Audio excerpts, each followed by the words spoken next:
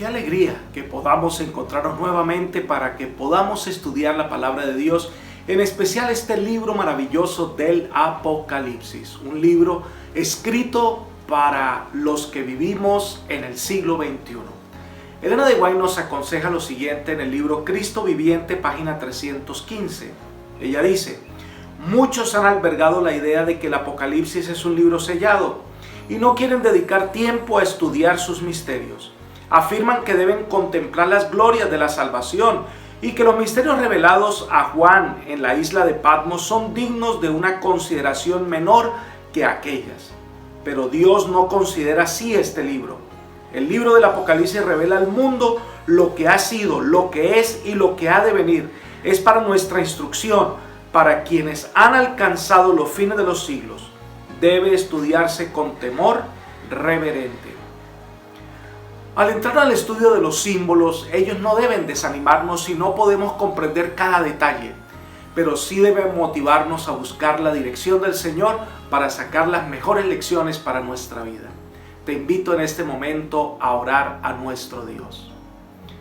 Padre amante y bondadoso, glorificado sea tu santo nombre. Alabado seas, Señor, por tu misericordia y tu amor. Te pedimos en este momento que envíes al Santo Consolador, el Espíritu Santo, para que nos dé sabiduría y poder entender el mensaje de tu palabra a través del estudio de los 7 sellos. Gracias, Señor, por responder a esta oración. Lo pedimos en Jesús. Amén. El capítulo 5 del Apocalipsis nos habla de Cristo, el Cordero y el León, quien es el único digno de desatar los sellos del libro del que tiene la mano el que está sentado en el trono. Este libro nos habla del gran conflicto y responde las inquietudes que tengamos al respecto del mismo. Ahora, vamos a estudiar los 7 sellos. Los 7 sellos se nos entregan en 2. Los primeros 4 son los 4 jinetes del Apocalipsis. Y los últimos 3 sellos nos transportan hasta el fin del mundo y la segunda venida de nuestro Señor Jesucristo. Además de eso, entre el capítulo 6 o entre el 6º sello y el 7º sello hay un paréntesis, que es el capítulo 7, respondiendo las inquietudes que se plantearon en el 6º sello. Y el 7º sello se encuentra en Apocalipsis capítulo 8, versículo 1. Ahora, el mensaje de las 7 iglesias nos hablaba de la condición espiritual de la iglesia en toda su historia. Los 7 sellos cubren el mismo periodo histórico, pero nos habla de qué hizo la iglesia con la comisión que el Señor le ha dado y la manera en que ella manejó o preservó la doctrina que recibió de la palabra de Dios. Así que vamos a estudiar los 7 sellos. Comencemos con el primero. Apocalipsis capítulo 6, versículos 1 y 2. Dice: entonces vi que el Cordero abrió uno de los sellos y oí uno de los 4 seres vivientes decir con voz como de trueno: ven. Miré y vi un caballo blanco. El que lo montaba tenía un arco y le fue dada una corona y salió venciendo para vencer. Varios elementos que debemos considerar en este estudio. Número 1. El caballo blanco. El caballo blanco siempre se relaciona en el Apocalipsis con el pueblo de Dios y con el triunfo del pueblo de Dios por medio de la justicia de Cristo. Además, el caballo blanco recuerda las escenas de los emperadores romanos que cuando venían, o de los generales romanos que cuando venían triunfantes de una guerra entraban montados en un caballo blanco. En segundo lugar, se nos dice que el que lo montaba tenía un arco que simboliza conquista. Dice que tiene en tercer lugar una corona. El término aquí que se usa es estéfanos, que es símbolo de victoria. Y se enfatiza, como cuarto punto, que salió venciendo para vencer. Así que representa una victoria continua de este periodo de la iglesia cristiana, que se cree está simbolizado también por la iglesia de Éfeso, y es el periodo de la era apostólica más o menos entre el año 31 hasta el año 100, es decir, el primer siglo, donde los cristianos salieron con fervor para conquistar la tierra con la predicación de la palabra de Dios. El mismo apóstol Pablo registra en el libro de Colosenses capítulo 1 versículo 23 el éxito que tuvieron en la predicación del evangelio. Él dice: pero es necesario que permanezcáis fundados y firmes en la fe, sin moveros de la esperanza del evangelio que habéis oído, el cual se predica en toda la creación que está debajo del cielo, del cual yo, Pablo, fui hecho ministro. Después del Pentecostés, los cristianos salieron con un fervor tremendo a predicar la palabra de Dios. Elena de White dice lo siguiente en el libro Hechos de los Apóstoles, página 462. En los días de los apóstoles, los creyentes cristianos estaban llenos de celo y entusiasmo. Tan incansablemente trabajaban por su maestro que en un tiempo relativamente corto, a pesar de la terrible oposición, el evangelio del reino se divulgó en todas las partes habitadas de la tierra. Esta fue una época, una etapa de grandes triunfos espirituales y grandes triunfos en lo que tiene que ver con la conquista por medio de la predicación del evangelio. El segundo sello que vamos a estudiar está en Apocalipsis 6, versículos 3 y 4. Cuando abrió el segundo sello, oí al segundo ser viviente que decía: ven.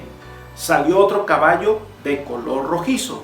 Al que lo montaba le fue dado poder para quitar la paz de la tierra y hacer que se mataran unos a otros. Y se le dio una espada muy grande.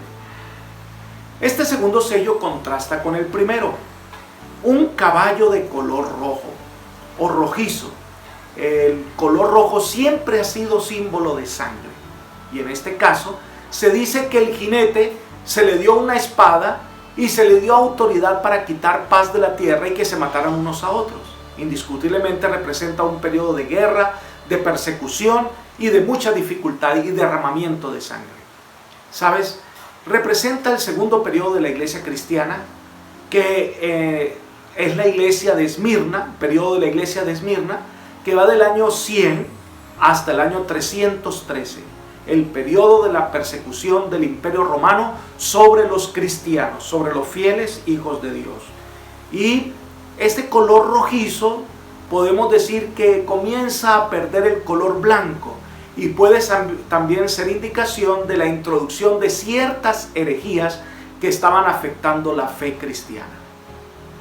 Vayamos al tercer sello, capítulo 6 de Apocalipsis, versículos 5 y 6.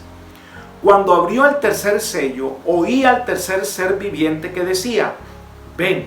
Miré y vi un caballo negro. El que lo montaba tenía una balanza en la mano y una voz de en medio de los cuatro seres vivientes que decía: 2 libras de trigo por 1 denario y 6 libras de cebada por 1 denario, pero no dañes el aceite ni el vino. Yo quisiera dividir este estudio en varias partes. Número 1, el caballo negro. Por supuesto que el negro es lo contrario al blanco, es decir, la iglesia perdió el poder de brillar y de ser luz. Ya esto nos indica pérdida de pureza. Quiere decir que la iglesia perdió su pureza doctrinal. Un periodo triste de la iglesia.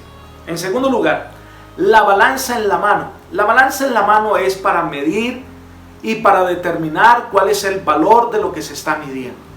Es decir, que la iglesia está recibiendo una facultad que no tenía, la facultad de juzgar. Es el momento en que se une la iglesia con el Estado. Un periodo en el que la iglesia está recibiendo una autoridad que no le corresponde. Y por supuesto representa un momento histórico importante que podemos decir que va desde el año 313 hasta el año 538, el periodo de la iglesia de Pérgamo. Podemos decir que es el periodo entre Constantino y Justiniano. Constantino en el año 313 cesó la persecución, se convirtió al cristianismo. Ahora los concilios de la iglesia cristiana él los preside, él ayuda en las decisiones que se toman. Y en el año 538 Justiniano le da autoridad al obispo cristiano de Roma a ejercer autoridad religiosa y autoridad civil. En tercer lugar, los precios exorbitantes con los que se venden los alimentos. Un denario era el valor del trabajo de un día. Con esto podía alimentar a toda su familia. Los precios que se describen aquí solo alcanzaría para la alimentación de una persona. Esto nos habla de la escasez de la palabra de Dios.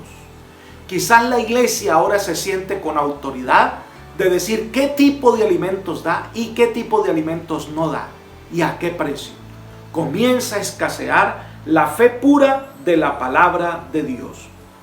Esto nos recuerda lo que dice Amós capítulo 8, versículos 11 al 13. Ciertamente vienen días, dice Jehová el Señor, en los cuales enviaré hambre a la tierra, no hambre de pan ni sed de agua, sino de oír la palabra de Jehová. E irán errantes de mar a mar, desde el norte hasta el oriente andarán buscando palabra de Jehová y no la hallarán. En aquel tiempo las muchachas hermosas y los jóvenes desmayarán de sed. Esta es una situación desesperada de hambre espiritual. Y en cuarto lugar, pero no todo está perdido, porque dice que no dañéis ni el aceite ni el vino. El vino es símbolo de la salvación. Recuerden que la salvación solo se puede alcanzar por medio de la sangre de Cristo Jesús. Y en la última cena Jesús tomó la copa y dijo: esta es mi sangre que por vosotros es derramada. El aceite, por su parte, es símbolo del Espíritu Santo. Por lo tanto, el Espíritu Santo hace posible la salvación. Así que en medio de la oscuridad espiritual en la que está pasando la iglesia de Pérgamo, podemos decir que todavía la salvación y la gracia del Espíritu Santo está disponible. Vamos entonces a estudiar el cuarto sello que está en Apocalipsis capítulo 6 versículos 7 y 8. Y dice: cuando abrió el cuarto sello, oí la voz del cuarto ser viviente que decía: ven, miré y vi un caballo amarillo. El que lo montaba tenía por nombre Muerte, y el Hades lo seguía. Y les fue dada potestad sobre la cuarta parte de la tierra para matar con espada, con hambre, con mortandad y con las fieras de la tierra. Es interesante que los sellos también vayan en progresión. Primero se nos dice que hay escasez de alimento, que hay hambre, y por consiguiente viene la muerte. Por eso se nos dice que el caballo es amarillo y el que lo monta tiene por sobrenombre la muerte, y el Hades, es decir, el sepulcro, lo está siguiendo. Es una época de la fe muerta, prácticamente. Y representa el periodo de la iglesia de Tiatira, que va entre el año 538 hasta el año 1798. En el año 538 Justiniano le da autoridad religiosa al obispo cristiano de Roma para definir fe. Y también le da autoridad civil para que actuara como rey. Así que en esta mezcla, que es una mezcla inapropiada entre lo religioso y lo civil, en una sola persona, entonces comienza una etapa que es conocida como la Edad Oscura, la Edad Media, la edad en que los cristianos mataban y perseguían cristianos. Además, en esta época se introducen las más grandes herejías en el cristianismo. Se prohíbe el estudio de la Biblia, se prohíbe adorar a Dios directamente, y entonces se introducen elementos que no estaban en ninguna parte de la Biblia ni del cristianismo. La adoración a imágenes, la adoración a santos y patronos, la penitencia, las indulgencias, la Santa Inquisición, el confesionario, etcétera, etcétera. Sin embargo, este cuarto sello nos habla de que hay algo de esperanza. Dice que recibe una espada y se le da la orden de matar la cuarta parte de la fiera del campo y de lo que hay en el campo. Es decir, que no va a extinguir la fe de los fieles de Dios, sino que van a permanecer un remanente de aquellos que seguirán sosteniendo la palabra de Dios. Este es un periodo oscuro en el cristianismo y concluye con el periodo del triunfo de la Reforma, de aquellos hombres que quisieron poner fin a esta tremenda etapa dándole la Biblia en el idioma a las personas para que conocieran el camino de salvación. Vayamos al quinto sello. Apocalipsis capítulo 6, versículos 9 al 11. Cuando abrió el quinto sello, vi debajo del altar las almas de los que habían muerto por causa de la palabra de Dios y del testimonio que tenían. Clamaban a gran voz diciendo: ¿Hasta cuándo, Señor santo y verdadero, vas a tardar en juzgar y vengar nuestra sangre de los que habitan sobre la tierra? Entonces se le dieron vestiduras blancas y se les dijo que descansaran todavía un poco de tiempo hasta que se completara el número de sus consiervos y sus hermanos que también habían de ser muertos como ellos. Hay varios elementos que nosotros debiéramos tomar en cuenta en esta visión que está observando el apóstol Juan. Número 1, este sello comienza a enfocarse en los fieles hijos de Dios, en aquellos que permanecieron de parte del Señor a pesar de la persecución. En segundo lugar, el altar del que habla aquí es el altar de bronce, el altar de los sacrificios, donde era derramada la sangre de los corderos. Se dice que se creía en aquella época que un judío piadoso era enterrado debajo del altar. En tercer lugar, se habla de las almas. Debemos recordar que se trata de una descripción simbólica. La Biblia relaciona el alma con la persona en su totalidad, no con una parte de ella.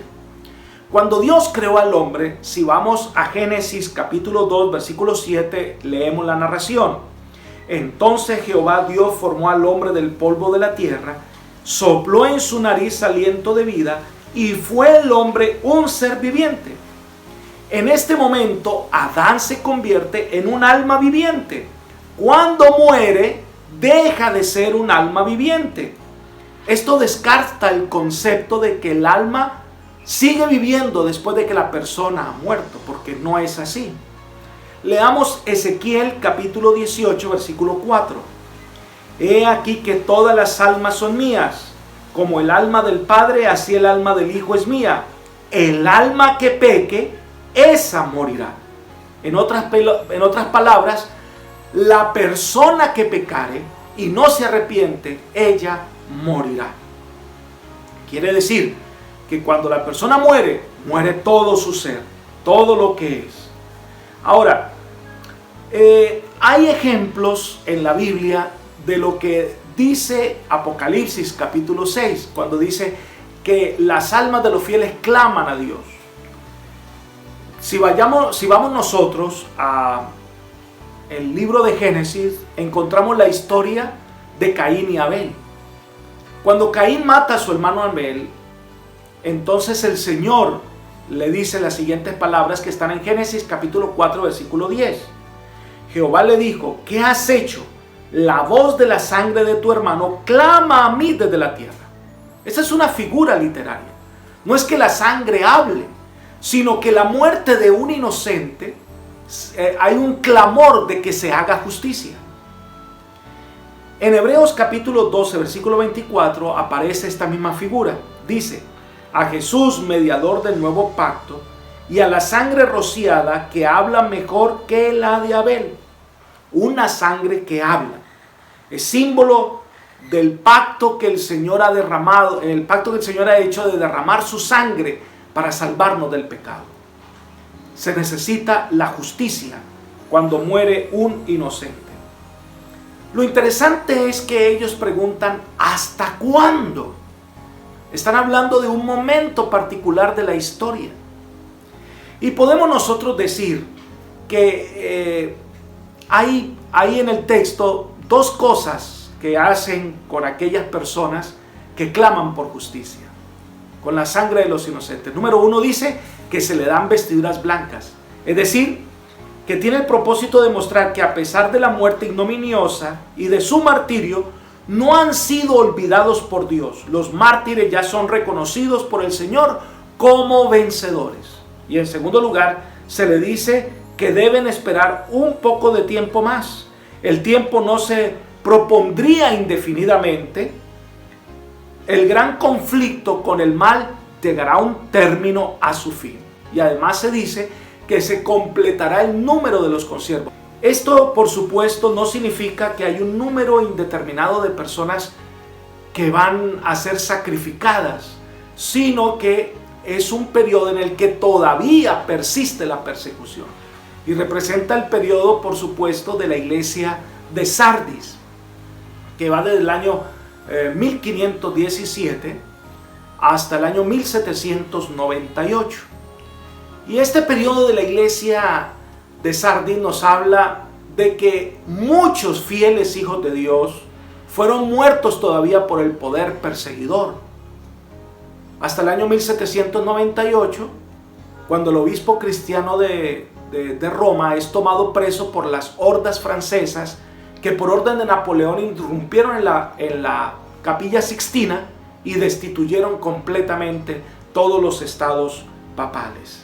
El poder político religioso llegó en ese momento a tener su fin, ya no iba a gobernar más sobre la tierra y los hijos de Dios iban a continuar predicando con fervor la palabra de Dios. Veamos entonces ahora el sexto sello, Apocalipsis capítulo 6 versículos 12 al 17. Miré cuando abrió el sexto sello y hubo un gran terremoto, el sol se puso negro como tela de luto, la luna entera se volvió toda como sangre y las estrellas del cielo cayeron sobre la tierra, como la higuera deja caer sus higos cuando es sacudida por un fuerte viento. El cielo se desplegó como un pergamino que se enrolla, y todo monte y toda isla fueron removidos de sus lugares. Los reyes de la tierra, los grandes, los ricos, los capitanes, los poderosos, todo esclavo y todo libre, se escondieron en las cuevas y entre las peñas de los montes, y decían a los montes y a las peñas: caed sobre nosotros y escondenos del rostro de aquel que está sentado sobre el trono y de la ira del Cordero, porque el gran día de su ira ha llegado, ¿y quién podrá sostenerse en pie? Los estudiosos de este pasaje de la Escritura nos dicen que existe una tremenda relación entre la predicación de Jesús en Mateo capítulo 24 y entre el quinto y el séptimo sello. Por ejemplo, Mateo capítulo 24, versículos 29 y 30, habla de la gran tribulación.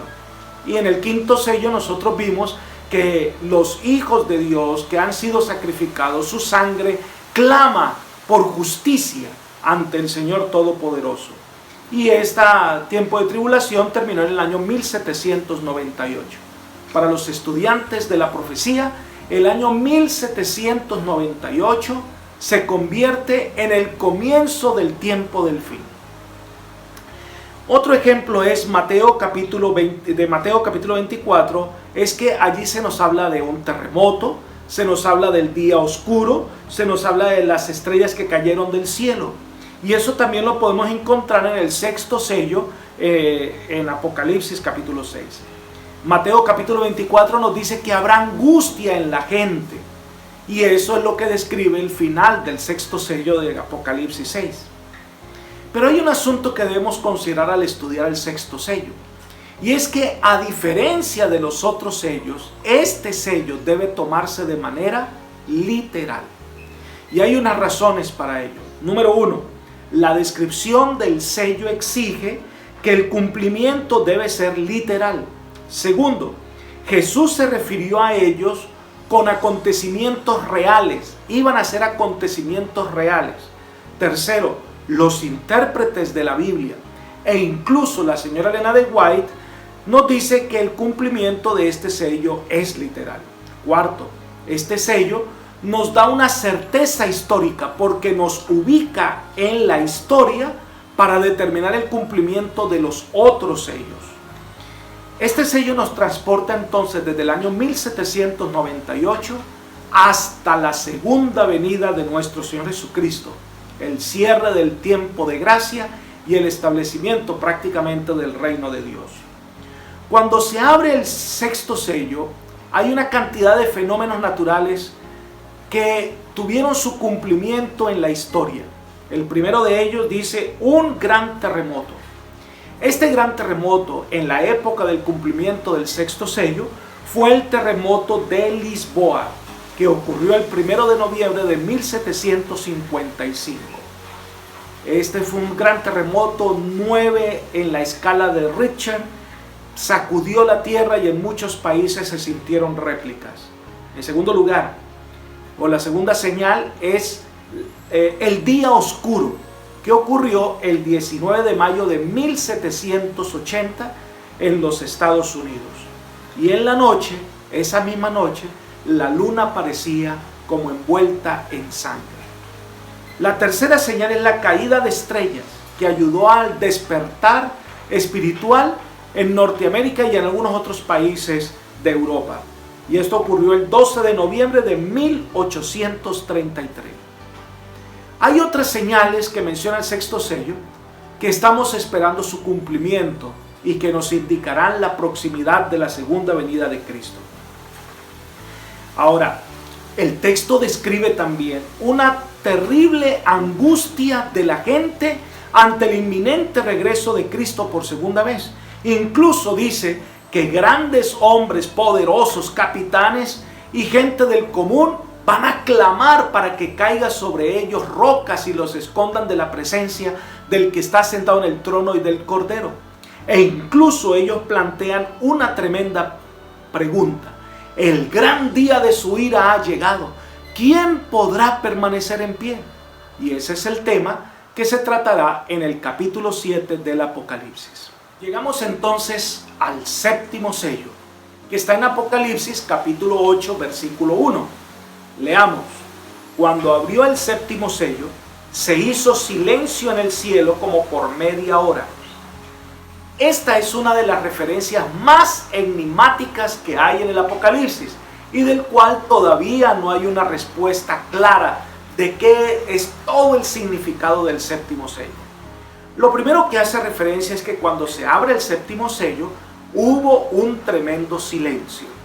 Recuerden, al estudiar los 7 sellos, que lo importante no es la apertura de los sellos, sino la apertura del libro, porque el libro, según Elena de White, tiene la sentencia para los hombres, tiene las respuestas a los muchos interrogantes que hay sobre el gran conflicto.